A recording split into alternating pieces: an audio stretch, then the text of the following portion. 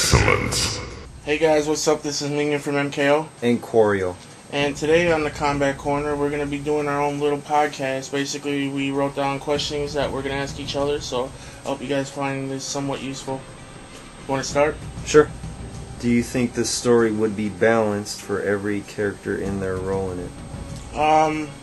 I think so. I mean, with the MK team now, being with WB, there's a lot more money going to be invested in this game, so a lot more exploits will be patched up. I think this game's going to be a lot better in terms of balance, and they've had 3 years to do it, so it should be. Could MK9 bring back the nostalgic fun factor for the 2D fan? Yeah, I think it's going to be pretty in-depth for like the more hardcore audience. A lot of the fans, this is like the first game in a long time where we've actually had a lot more people excited to play it, and with the graphics and stuff, it kind of stuck it to Super Street Fighter 4. I think Ed really wanted to push this game, and I think so far he's doing a good job. For online play, what would you like to see in terms of replay value and fun? Definitely the character roster. I mean, as many characters as they can push out would be great, but at the same time, I don't want them to be broken, so a good mix of balance and uniqueness about the character would be good. And I'd definitely like to see a replay channel, because it would be very useful for people that want to save their replays. For combos, and you love them, what do you think the team can do more to fix the exploited combos from avid fans? I guess maybe look at some of the more hardcore audience members' videos. One person stands out in particular. There was a lot of exploits in the last game, and I think that if they pay more attention to his videos and just other people as well, I think it could work out. For character outfits, which one would you like to see back, and would it make you keep playing in that outfit? Definitely Shang Tsung's MK vs. DC outfit. That was probably my favorite one from the start, and I would definitely love to see them make it in the game. How would you set up the arcade ladder, and would it be different each playthrough, like not seeing the same stage with the same characters? Well, so far we know that we can buy our way past some of the more harder people if we need to. But I would like to see set up in the presence of Ultimate MK3 where you could go from Novice to Master. Content-wise, how much content and what kinds of content media would you like? Definitely a making of MK. I think that's really what stood out in MKDA. And definitely costumes, because that plays a big role in the online community. I'm not so much sure about the offline, because you can play it and you probably won't get as boring, but if you're playing online, you're playing a little bit more aggressively, so I would definitely say the outfits. In MK, almost every character achieved allied status and immortality, defeating Blaze. Give me some characters in MK9 that would be better for that achievement.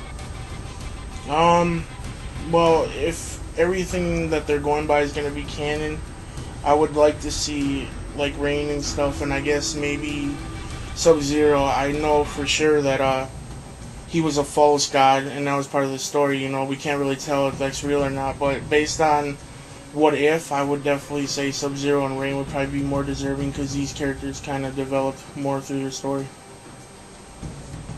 Here you go. Alright,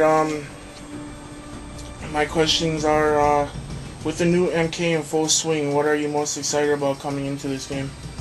Well, I'm most excited for like the new rescraping of the move list. I want to see like new juggles, new punches, new kicks. I don't want to see the same rescraped move list from MK vs. DC. A whole new revamped, fighting engine, but still the same MK vs. DC fun factor.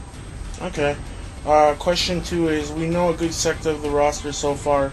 Apart from previous games, who do you think has the best character development coming into the new Mortal Kombat? Well, I think Jax, because he was like, a setback character from the Special Forces. Sonya mostly stood out from those two, but yeah, Jax is definitely going to make an impact in the game with a sleek and revamped design.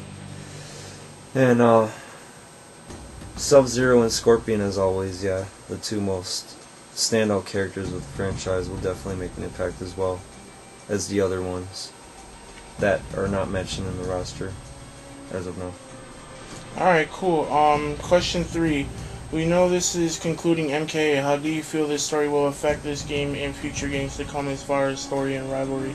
Well, I think the rivalries will be stronger than ever. I think it's kind of like the Gathering of the Realms, like in MK. but every character is gonna have their own like grudge, and they're gonna like fulfill their grudge against their like rivalry, you know, strike back at them for what they've done to their past, whether they murdered them or strike against their clan, so forth. Alright, cool. Question 4. We are aware DLC will be present this time around from games beyond MK3. Who would you like to see return and why? I would like to see Smoke and Kano, for sure. Okay. With the new look.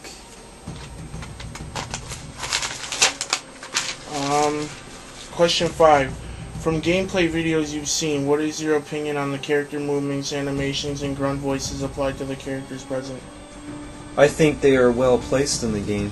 I think they've done a good job, but I think they're still tweaking on the audio, in the audio department. I think they could take a more mature route, being more aggressive when they say the announcer or the fighter's name, and the way they present the music too. I want there to be a really killer soundtrack for the game that'll actually, you know, immerse me into the stage that I'm playing in, whether it be like the bell tower or the pit. I want like music that'll actually suck me into the stage, to make me actually blast my volume up while I'm playing. Alright, question 6. A lot of the games have had some pretty cool announcer voiceovers, which I think stood out in MKDA and on. What announcer voice sounded suitable for MK9? It can be from any MK. I think the one from the second one, because he had like that darkish Freddy Krueger type voice, you know, that would actually lurk like in your mind still as you're playing your opponent online or offline. That voice would just be like stuck in here like round 1, fight. That was like one of the best announcers in my opinion.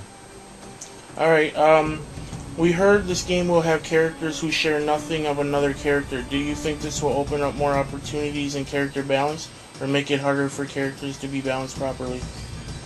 It will make it harder because you're taking most of the characters in there that have like a spotlight, and there's some that don't.